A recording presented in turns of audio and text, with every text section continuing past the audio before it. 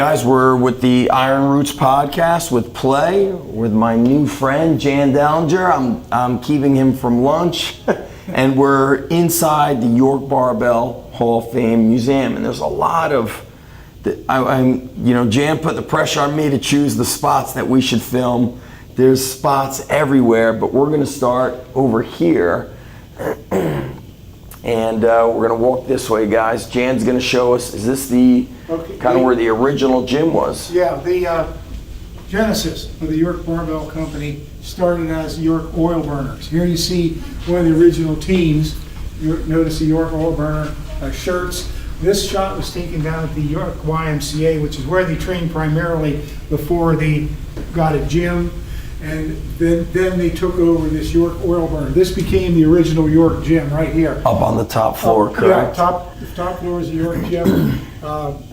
This is on Broad Street. Down here they made screws and things like that, manufactured things. This is, of course, where they shipped out of. But this is where it became York Barbell, and they were in this building until 1958. No heat, no air conditioning. Yeah, it was bad. That sounds great. It sounds like heaven to me, though. Yeah. And then they sort of transitioned from these guys. This became one of the earlier. This is the early 30s. This is like a later 30s, early 40s team. Bob Huffman, Gordon Venables, John Turpak, Bob Mitchell, and Tony Terlazzo. Bob looks, so this is Bob here? Yep. He looks, so he's older here, but he looks healthier, stronger. Yeah. What I was saying it reminded me of was when I coached at Lehigh University, the entrance hallway was the All-Americans and National Champs from, I think, the 30s and up. And what I do is when I see these old photos, I look at the eyes, and like, if we look over here, I mean, I feel like you could see it in their eyes, like these guys were, this was like a team of hungry, hard-nosed lifters. Well, at this time, Bill Good from over in Reamstown in Lancaster County was probably the best Olympic lifter in the country. Joe Miller became the model on the York Barbell courses, even to the third printing of them.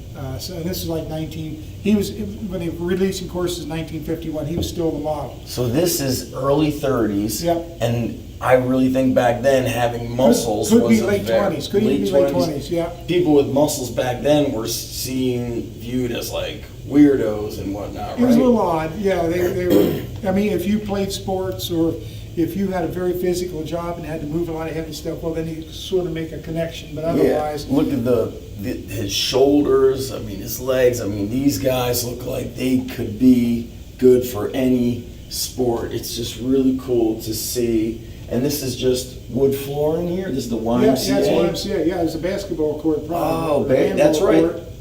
These are the bleachers. And there's your pulley weights in the back. Yep. And that was, I remember those pulley weights. They were little stacks, and you kind of like, boxers would, be great for a warm up. Right. Wow. And then that became this, which is the building across the parking lot, and that became the building that you're standing in now. Amazing. What else you want to talk about? We're going to walk down to that casting of Eugene Sandow, which you said is one of two. Let's take a quick stop here. All right, let's take it. The death mask, and this is a death mask casting of Maurice Delay. Maurice Delay was a professional wrestler who was like Hulk Hogan by the 1940s, post-World War II period. That's his real head size. He was on a man 5'6". 5'5", 5'6", about 275. You can see from the picture up there with his hands, and he had acromegaly. That's what gave him that condition.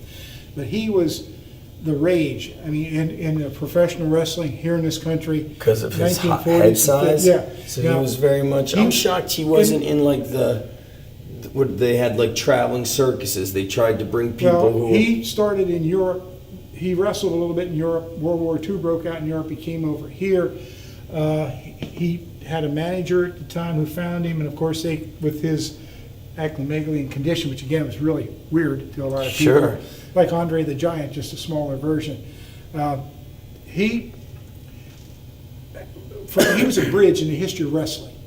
like in the 1940s, he was the rage, like Hulk Hogan was. In the 50s, it changed, wrestling got on TV, it changed to the Gorgeous George era, which would be the opposite George, of I him. remember. You know, so, and he wrestled until about 54, 55, and I believe he died not too long thereafter.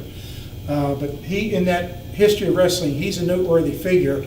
And they also had recast other people, the Swedish Angel, this angel, that angel. He was that prominent a character. Why do they have the hand crush gripper here? Is it?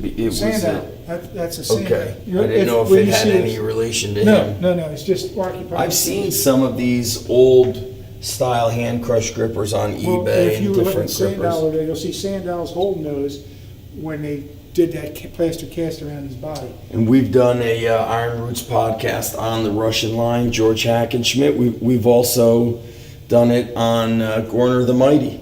And right here he is. I mean, these guys were so, look at this, so strong. And they did those 3, Feats 4, of 5 strength. times a day as a matinee thing. Right, that was their training. And this wasn't like a max out thing for them, you know, because you had to be ready to do the next show. So Just amazing. When did you ever go to a circus that they had like a strongman, like in I know what you mean, but yeah, like Madison Square Garden? No, never had it, huh? No, like I told you, we have photos back here of.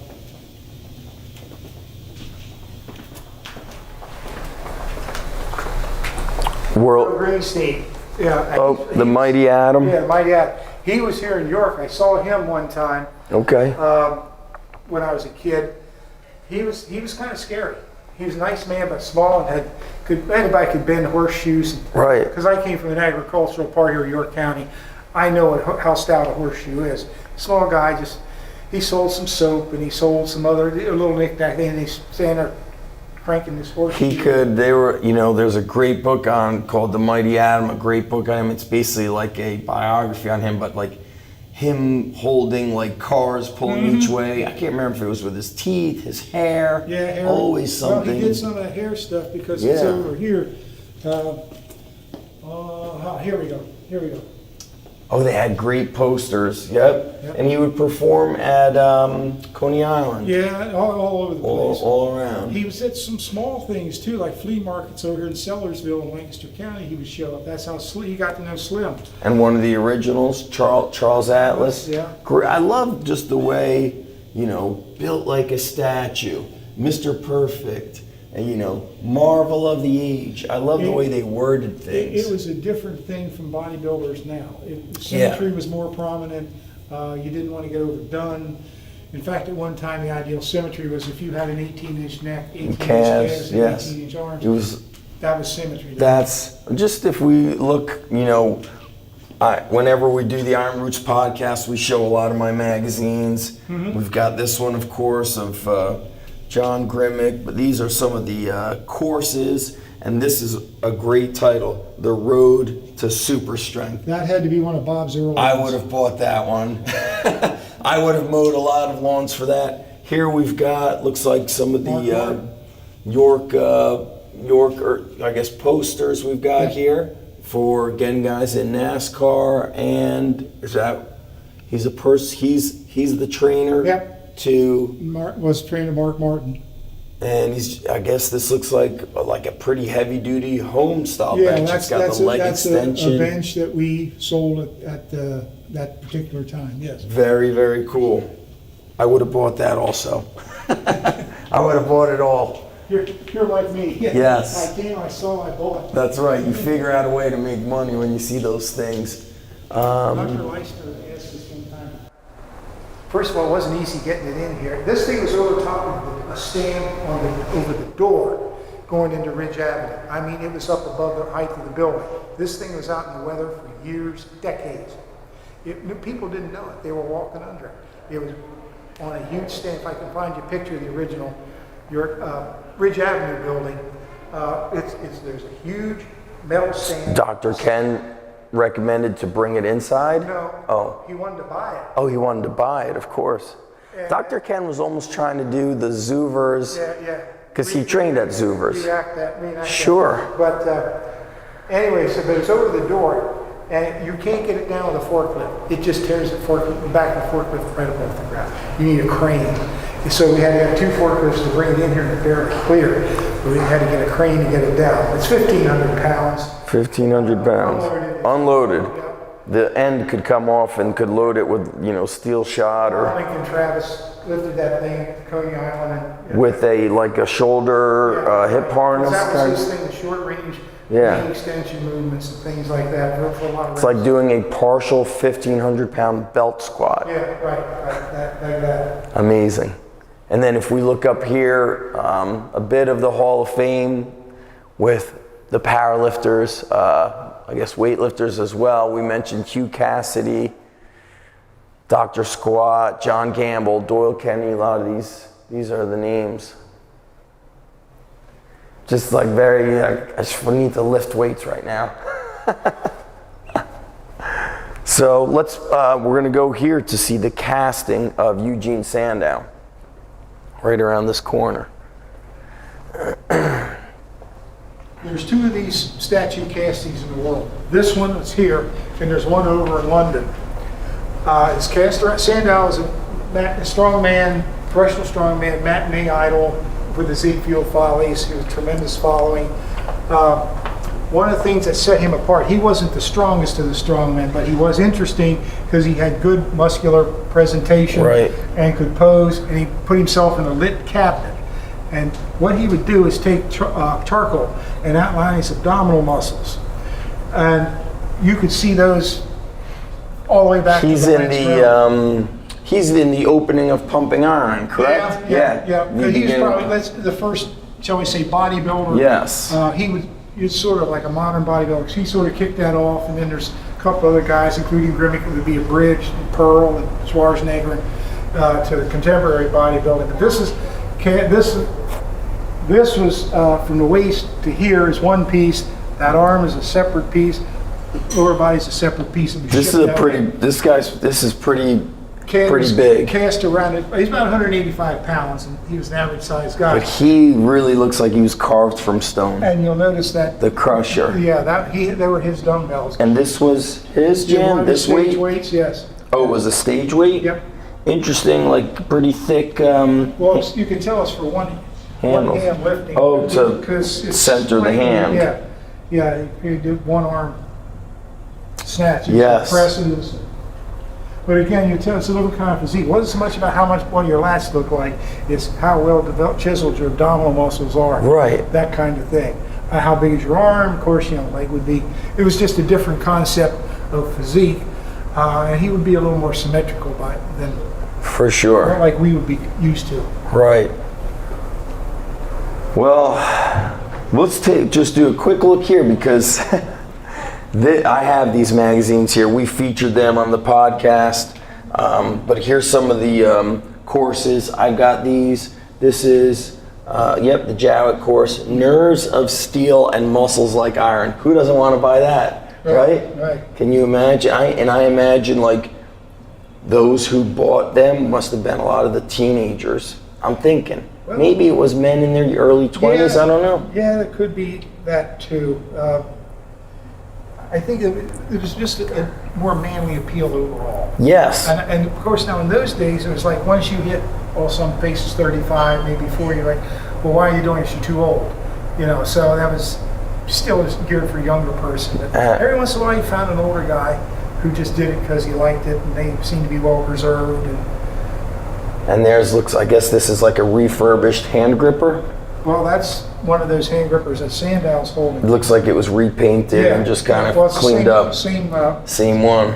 It's over there. That was just in gold. And I guess that's the rubber band. They sold those during the, I think, war.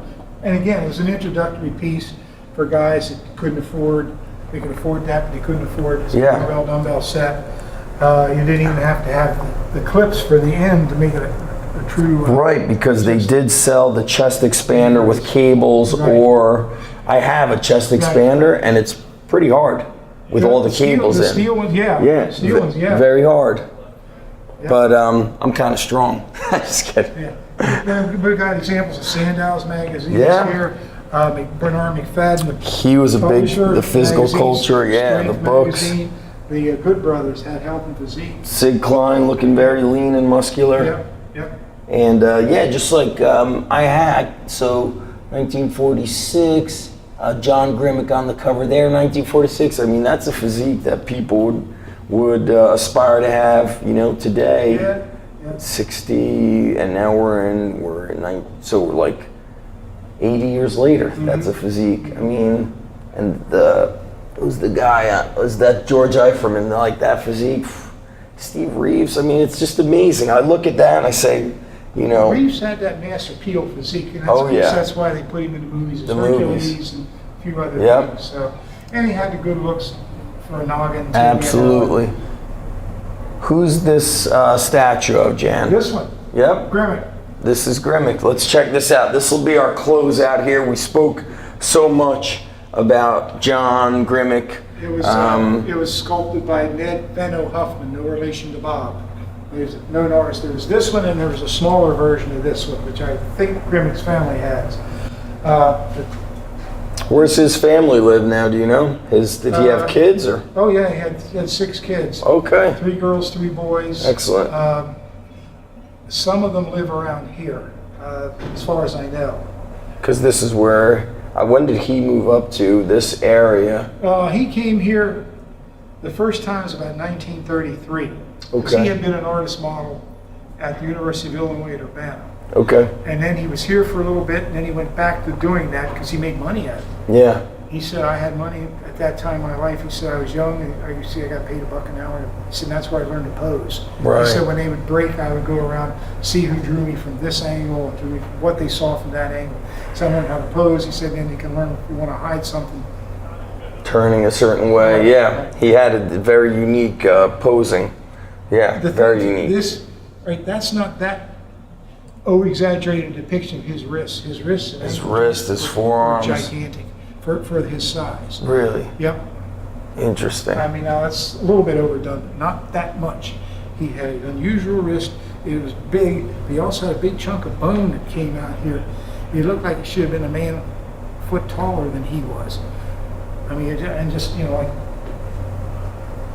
he had some gigantic joints, but yet aside from those joints, his knees weren't overly big, and it came to the right and tendon, and so it's just wonderful genetics. I mean, it just is. And that's really a truth, is that some people have a genetic gift, and that's just the truth. Yeah. Well, Jan, it's been awesome. It's been tremendous. I enjoyed it. I really had a great time here, Iron Roots, powered by Play.